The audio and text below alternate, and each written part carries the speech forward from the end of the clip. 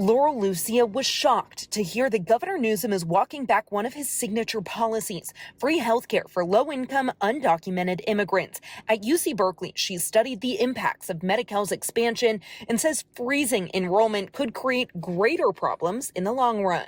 And hospitals will have more uninsured patients, as will clinics and other healthcare providers.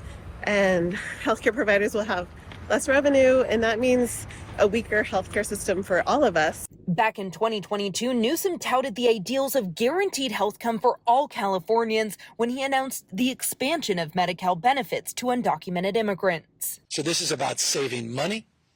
This is about strengthening families. And as I said, strengthening communities and the economy here in the state of California. And it's about time. But now, Newsom acknowledging the state's tough financial reality. In his budget announcement Wednesday, the governor announced the state will block undocumented adults from enrolling in Medi-Cal starting January 1st. And he says the state will add a $100 monthly premium for undocumented patients already receiving coverage.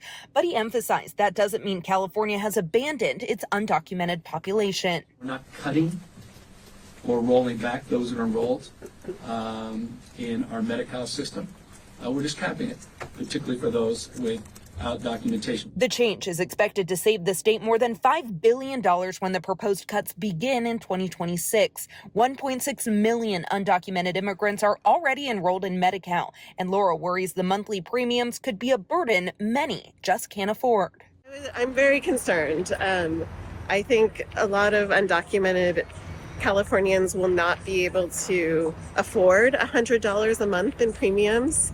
It's important to keep in mind that these are people earning less than $1,800 a month. So $100 a month for health insurance premiums alone is a lot of money.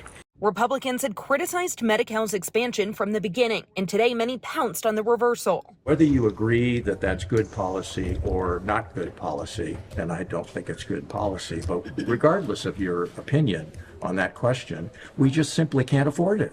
Newsom's budget will have to be approved by the State Senate Budget Committee. Chair Scott Wiener says the costs of the program have inflated far beyond expectations. There is a lot of support for including undocumented people in Medi-Cal, and the legislature has repeatedly voted to support that inclusion.